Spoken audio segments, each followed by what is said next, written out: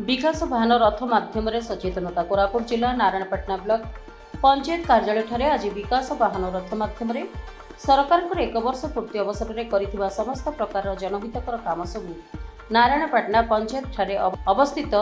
mission शक्ति गृह आयोजन कर उक्त कार्यक्रम मुख्य परिचालक भाव पीओ रमेश तुल थिबा बेले मुख्य अतिथि भाव नारायणपाटना पंचायत समिति अध्यक्ष श्री गुलाडी त्रिनाथ, सरपंच श्रीमती रेवती कुंडारिया,